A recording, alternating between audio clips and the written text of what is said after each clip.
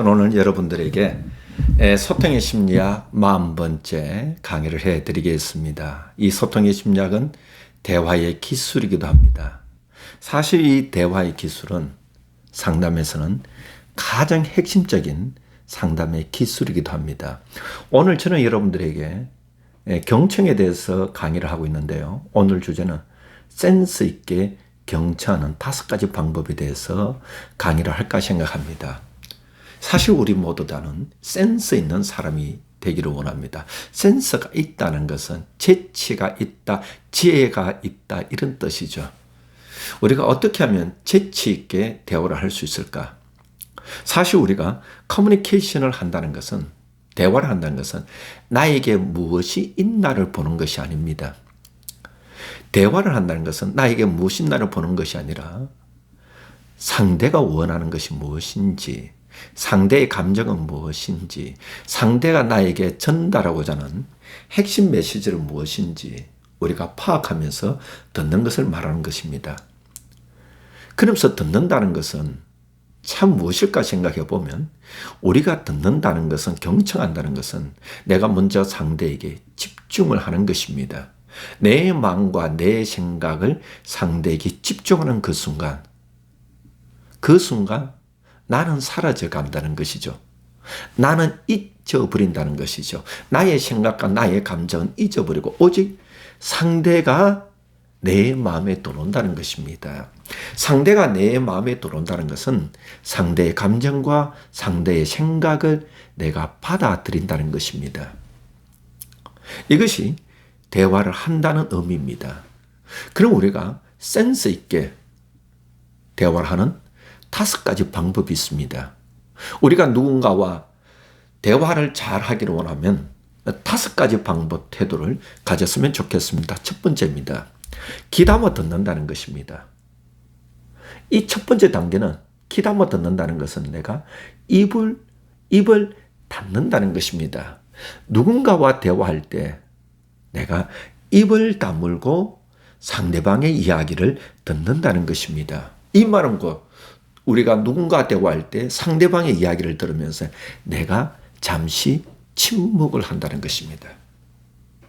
상대의 이야기를 끝까지 듣는다는 것입니다.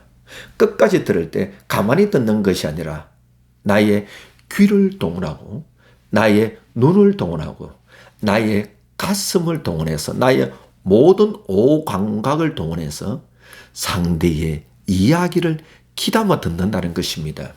내가 상대방의 이야기를 귀담아 들을 때 비로소 상대방이 나에게 전하고자 하는 메시지를 우리가 들을 수 있다는 것입니다. 두 번째입니다. 우리가 상대방의 얘기를 들을 때 도중에 차단하지 않고 들어야 한다는 것입니다. 사실 이것은 매우 중요합니다. 우리 사람들은 상대방의 이야기를 들으면서 중간에 차단하는 경향이 나타납니다. 왜냐하면 저는 이렇게 생각해 보았습니다. 왜 사람들은 상대의 이야기를 들으면서 중간에 차단하면서 끼어들기를 할까? 우리가 그렇잖아요. 우리가 도로에서 차를 운전할 때도 어떤 차가 갑자기 끼어들면 우리가 운전의 흐름을 다 깨지고 우리는 갑자기 긴장하게 되고 우리는 힘이 들게 됩니다. 대화도 똑같습니다. 대화에도 도로에서 차량 운전하는 것 같이 흐름을 따라가야 그 상대방이 정말 나에게 자기 얘기를 잘할 수 있는 것입니다. 그러나 우리는 상대방의 얘기를 들으면서 중간에 끼어들고 중간에 차단하는 경우가 있습니다. 왜 그럴까? 2가지 때문입니다. 저는 생각해 봅니다. 사람들은 왜 누군가와 대화할 때 중간에 끼어들까? 상대방의 말을 차단할까라 했을 때 2가지 이유가 있다고 생각합니다. 첫 번째입니다. 우리 사람들에게 욕심이 있습니다. 우리 사람들, 욕심보다는 욕구가 있습니다. 상대방의 이야기를 들으면서 나의 이야기를 하고 싶은 욕구가 있습니다. 우리 모두 다 이게 있습니다. 그래서 우리는 주위 사람들의 대화를 들어보면 자기 이야기하기 바쁩니다. 그 사람 얘기 끝나자마자 나의 얘기를 끼어듭니다. 남자들은 축구 얘기, 남자들은 또 뭐 정치, 경제, 사회, 문화 얘기를 하는데 정신없이 얘기를 합니다. 또 여성들의 대화를 들어보면 내 주변 얘기, 가족의 얘기, 또 내 가까이 있는 그런 사람들 얘기를 하면서 얘기를 합니다. 중간에 막 끼어듭니다. 이렇게 하면 말이 끝까지 되는 것이 아니라 대화가 끝났을 때 대화가 어디로 간지를 모르게 되는 것입니다. 두 번째가 있습니다. 두 번째 이유는, 중간에 끼어드는 이유는 뭐냐면, 우리가 다른 사람 얘기를 들으면서 내가 듣기 싫을 때가 있습니다. 듣기 싫을 때 말의 흐름을 바꾸는 경우가 있습니다. 왜요? 내가 듣기 싫기 때문입니다. 내가 듣기 싫을 때 대화의 주제를 바꾸고 중간에 끼어들게 되면 그 상대에게 불쾌감을 준다는 것이죠. 그래서 여러분이 도중에 상대방의 얘기를 들으면서 도중에 차단하지 않고 끼어들지 않는 방법이 있습니다. 첫 번째입니다. 나의 욕구를 절제해야 됩니다. 그리고 상대에게 집중해야 됩니다. 세 번째입니다. 두 번째입니다. 내가 듣기 싫은 이야기를 있더라도 나를 비우고 상대에게 집중해 가야 됩니다. 나를 비울 때 캐노시스, 자기 비움이라, 나를 비울 때 비로소 상대방의 얘기를 내 가슴에 담을 수 있는 것입니다. 세 번째입니다. 센스 있게 경청하는 세 번째 방법은 판단하지 않는 것입니다. 앞에서도 강의했습니다. 에포케 판단 중지입니다. 이 판단 중지는 1500년 전에 스토아 철학에서 나온 것입니다. 그 당시 1500년 전에는 철학이 굉장히 유명했습니다. 그때 교육 방법은, 학문의 방법은 수사학입니다. 닦을 숫자 말 살자 배울 학자라. 서로 웅변술과 수사학이 굉장히 유명했습니다. 그래서 상대방을 설득시키는 기술이 중요했습니다. 그래서 대화를 하면서 수사학이라, 지금 요즘으로 치면 우리 학생들의 토론과 토의를 통하여서 지식을 개발해 가는 것입니다. 사실 이 수사학이 굉장히 중요한 것이 설득의 기술, 웅변의 기술, 내가 말을 통해서 상대를 설득하기로는 가장 중요한 게 있습니다. 대화를 할 때, 토론할 때 상대방의 이야기를 들으면서 판단하지 않는 것입니다. 그리고 더 중요한 것은 비난하지 않는 것입니다. 그 상대방의 얘기를 가만히 들어주는 것입니다. 이것이 판단 중지입니다. 우리가 누군가 대화할 때 우리는 이런 위험성이 있습니다. 상대방의 얘기를 들으면서 나의 노하우가 축축축축축축 돌아갑니다. 나의 지식이 축축축축축 돌아갑니다. 내가 학교로부터, 또한 책을 통해서, 또한 교육을 통해서 배운 지식이 선지식이 되어서 축축축축축 돌아갑니다. 내가 지금까지 살아오면서 배웠던 삶의 경험을 통해서 축축축축축 돌아갑니다. 그러면서 내가 판단을 해버린다는 것이죠. 판단하고 나면 그때부터 상대방의 얘기는 나에게 들리지 않게 되는 것입니다. 우리가 정말 센스 있게 대하는 방법은 판단을 중지하는 것입니다. 그러면서 내 마음에 생각해야 됩니다. 나는 모른다. 그래서 나는 상대방을 알고 싶다. 이렇게 노력해서 들어야 되는 것입니다. 네 번째입니다. 반응을 보이면서 듣는 것이죠. 센스 있게 대화하는 방법은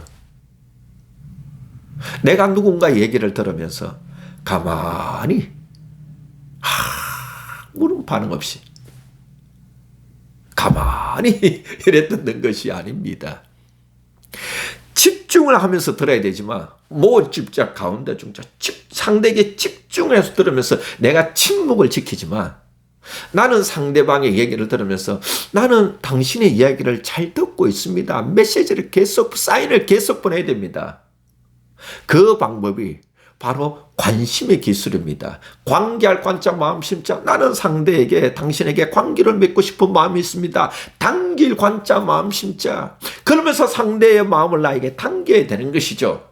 그것이 레스폰스, 반응을 보이면서 듣는 것입니다. 반응을 보면서 듣는다는 것은 5가지 방법이 있다고 말했습니다. 첫 번째입니다. 아이 컨택입니다. 눈을 봐야 됩니다. 두 번째입니다. 미소를 지어야 됩니다. 세 번째입니다. 고개를 끄덕이면서 들어야 됩니다. 네 번째입니다. 추임새, 언어적 반응을 보면서 듣는 것입니다. 그래요. 그렇군요. 5번째입니다. 편안한 자세입니다. 편안한 자세라는 것은 상대에게 상체를 약간 10도에서 15도 정도 기울이면서 듣는다는 것입니다. 이것이 센스 있게 경청하는, 대화하는 기술입니다. 마지막 5번째입니다. 편안한 분위기를 만든다는 것입니다.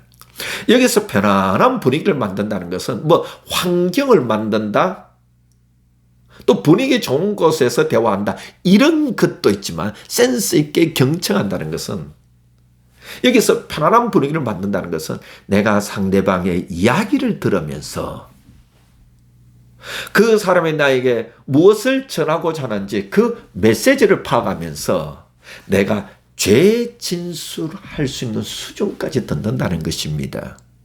명료화하면서 듣는다는 것입니다. 당신이 나에게 전달하고자 하는 내용은 이러이러한 것 같네요.